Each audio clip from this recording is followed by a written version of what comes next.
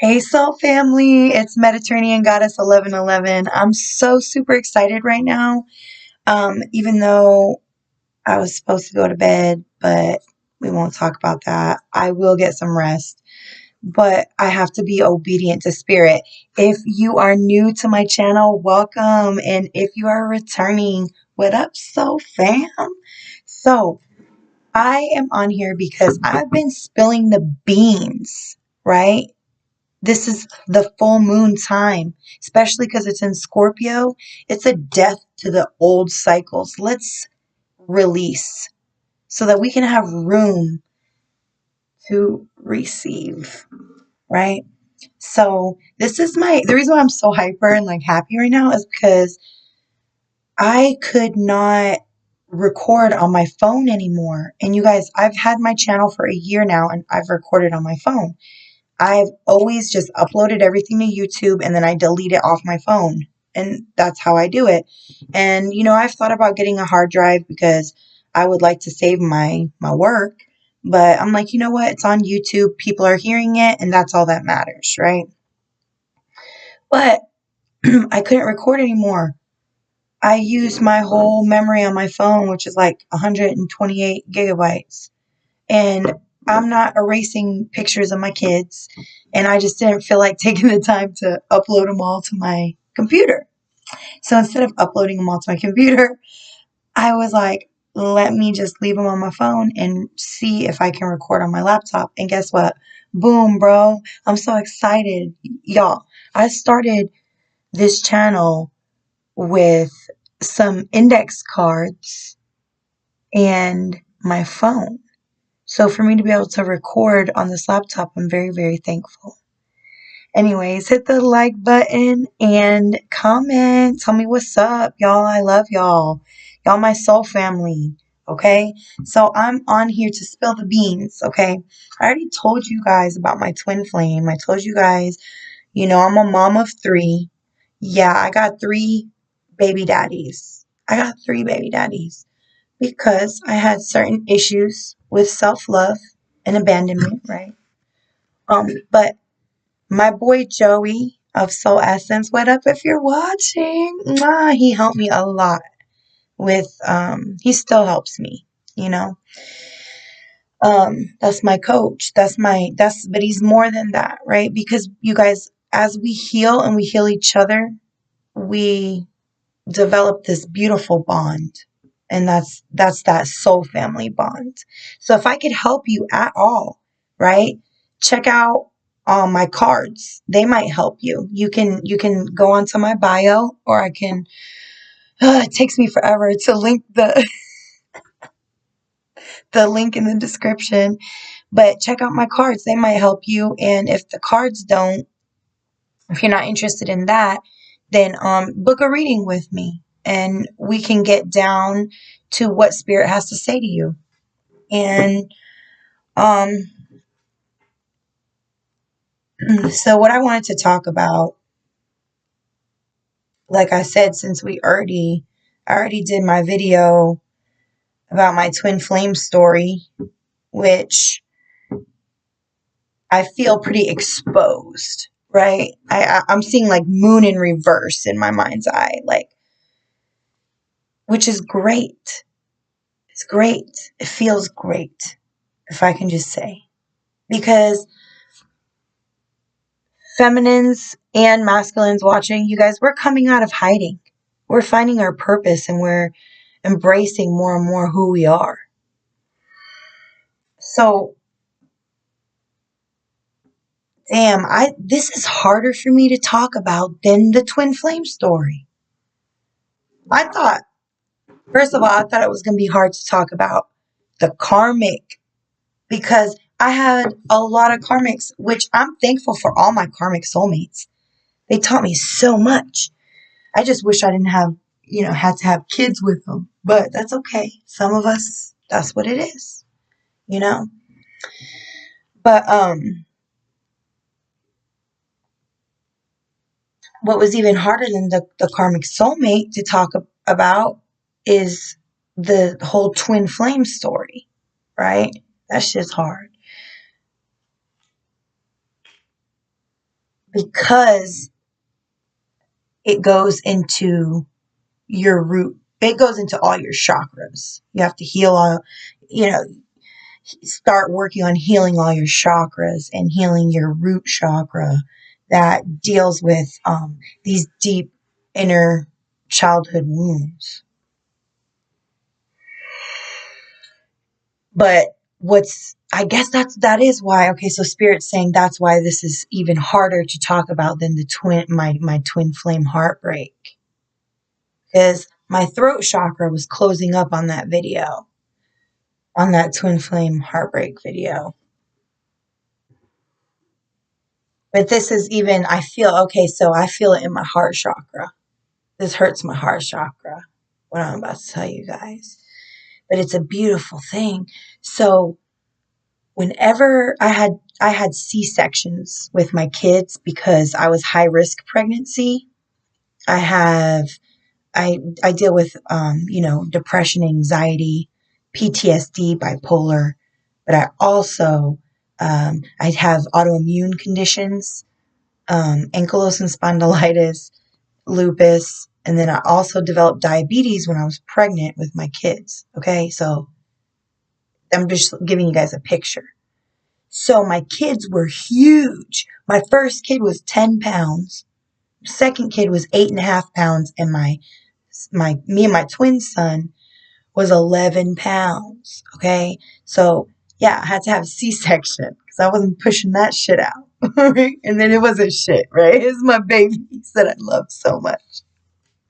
Let me quit clowning. Let me stop. I use humor a lot. Because laughter is medicine, right? I use humor a lot to deal with things.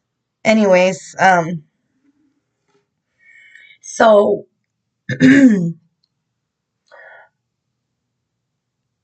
my last child, which was mine and my twins' child, he was the heaviest, 11 pounds. But I was also the oldest that I had been having children. I was like 31, right? It was very, very, very, very hard on my body, which is why I thought about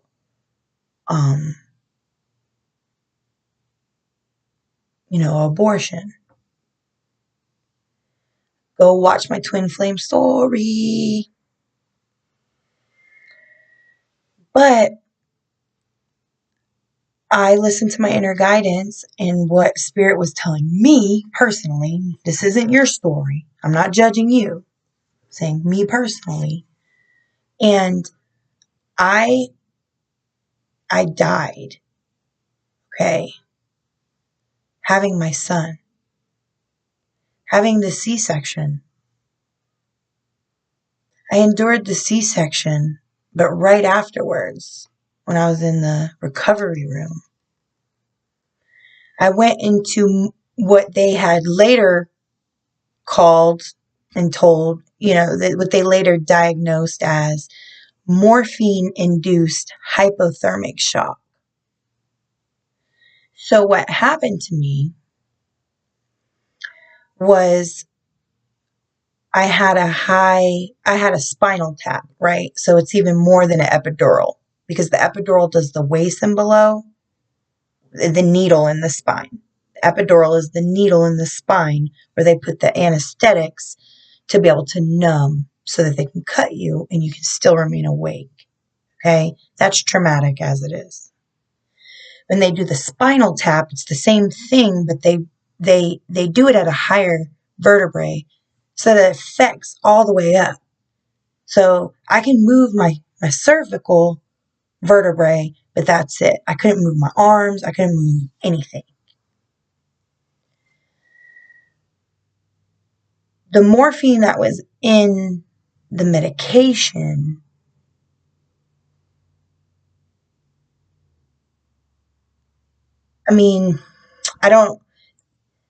they don't really know if I had an allergic reaction to it, but either way, when you're on morphine, your blood vessels dilate, and so you lose body heat fast. Okay. So they were supposed to keep me warm. They were supposed to keep a lot of blankets on me after surgery, knowing that I'm a high risk pregnancy, autoimmune conditions, having a spinal. I'm starting to shake, you guys, telling this story.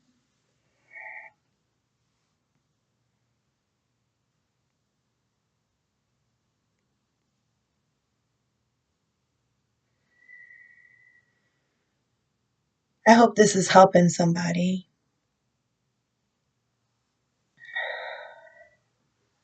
It's helping me, anyways. So they were supposed to keep me warm. And so what happened was after being cut on and being in surgery, I was very, very sick and very freezing.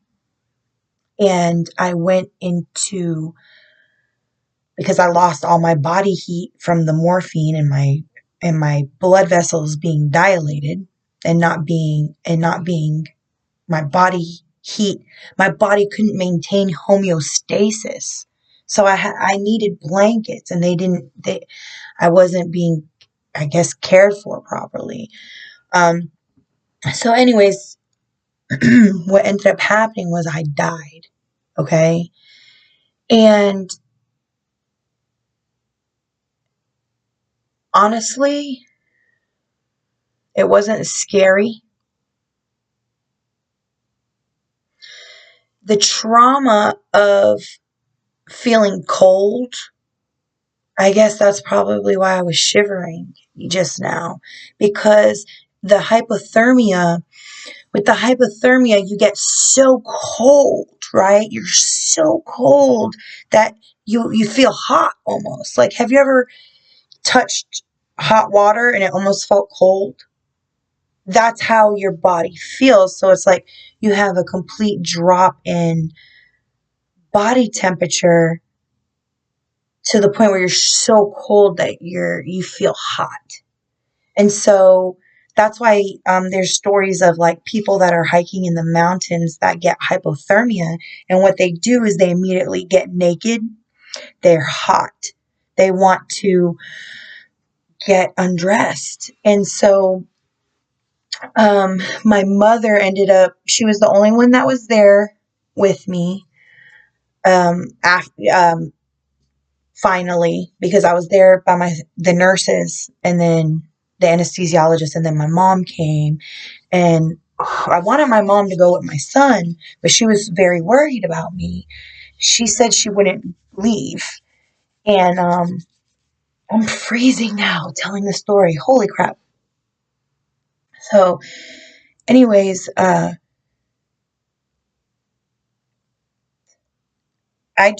this is what I remember, guys. I remember being so fucking hot that I was like, I guess my mom said I was talking delirious, but this is what I remember. I remember being really hot and telling them, can I take my clothes off? And they were like, no. And I was like, I need ice chips. And they were like, you just came out of surgery. You cannot have ice chips. That's all I remember of that.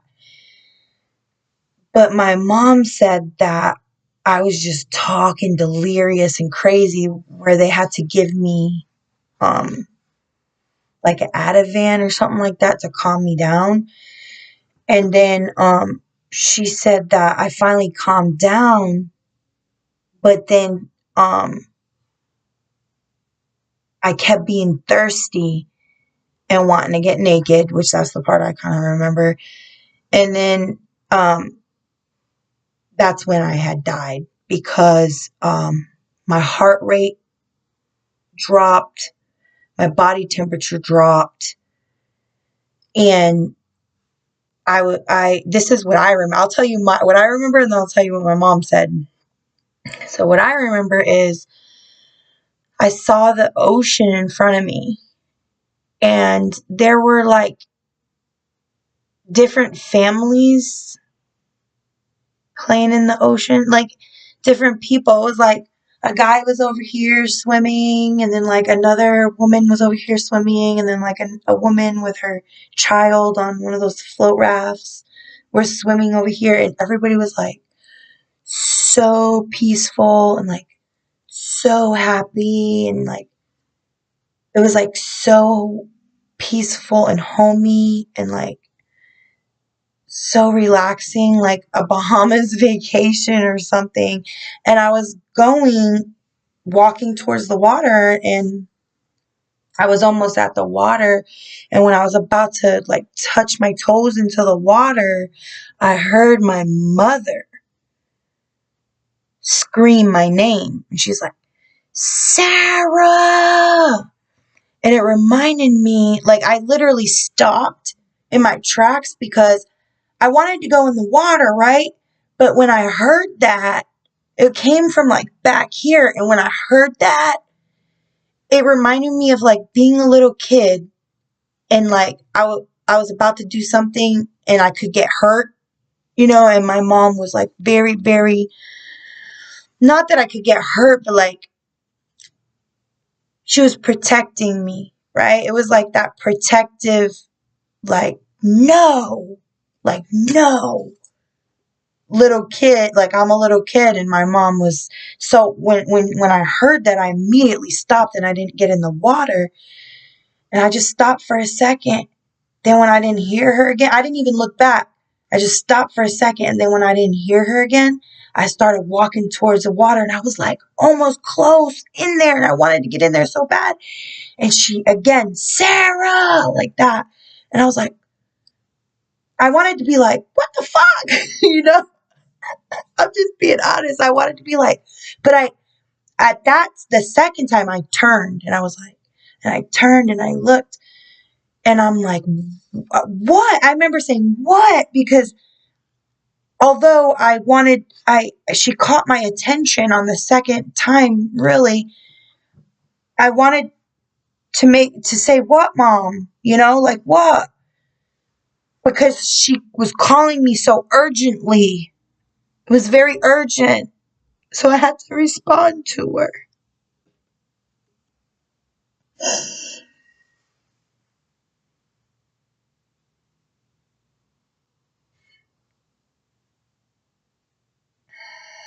But you guys, that ocean was so peaceful. I didn't want to respond to her. I wanted to go in there.